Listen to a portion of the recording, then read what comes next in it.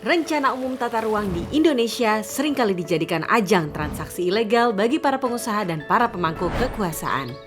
Tata ruang yang seharusnya dimanfaatkan sebagaimana fungsinya, kemudian diubah menyesuaikan kepentingan mereka.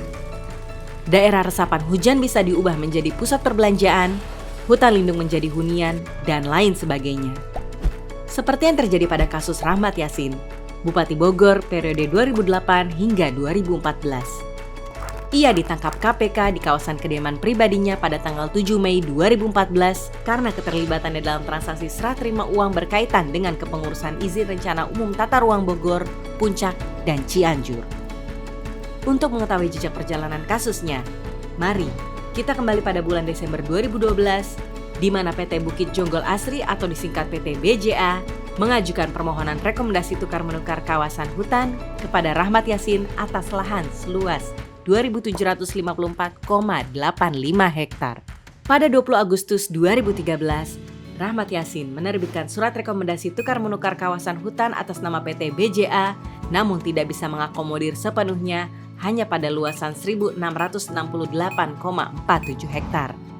Pada bulan Oktober hingga November 2013, terjadi komunikasi antara pihak Kementerian Kehutanan dengan Rahmat Yassin, di mana pihak Kementerian Kehutanan meminta klarifikasi perihal permohonan tukar-menukar kawasan hutan tersebut. Rahmat Yassin merespon dengan menyatakan tidak mengetahui terkait proses yang dimaksud. Pihak Kementerian Kehutanan kemudian menerbitkan surat yang isinya menegaskan bahwa penggunaan kawasan hutan PT BJA tidak dimungkinkan lagi diterbitkan izinnya dengan mendasarkan pada surat Menteri Kehutanan. Pada tanggal 6 Februari 2014, agar surat rekomendasi tukar-menukar kawasan hutan yang dimohonkan dapat segera diterbitkan, pihak PT BJA menyerahkan uang 1 miliar rupiah kepada Rahmat Yassin. Selanjutnya pada bulan Maret 2014, Rahmat Yassin kembali menerima 2 miliar rupiah di rumah dinas Bupati Bogor.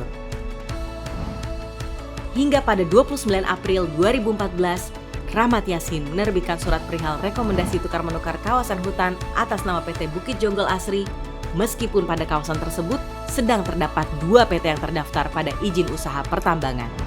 Dan akhirnya di 7 Mei 2014, tak hanya Rahmat Yassin, KPK juga menangkap Francis Sakverius Yohan dari pihak PT BJA dan Muhammad Zairin, Kepala Dinas Pertanian dan Kehutanan Kabupaten Bogor, beserta barang bukti berupa uang tunai sejumlah 1,5 miliar rupiah.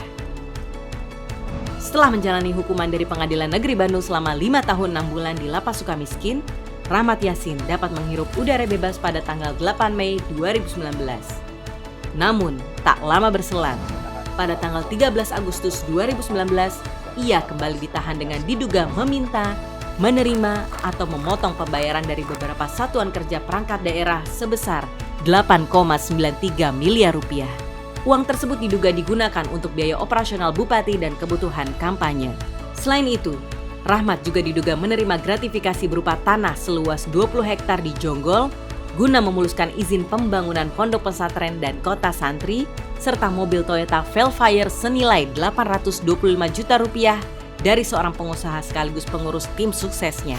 Segala dakwaan tersebut kini membawa Rahmat Yassin memasuki babak baru dalam perjalanannya melawan hukum dengan putusan pidana penjara selama 2 tahun 8 bulan.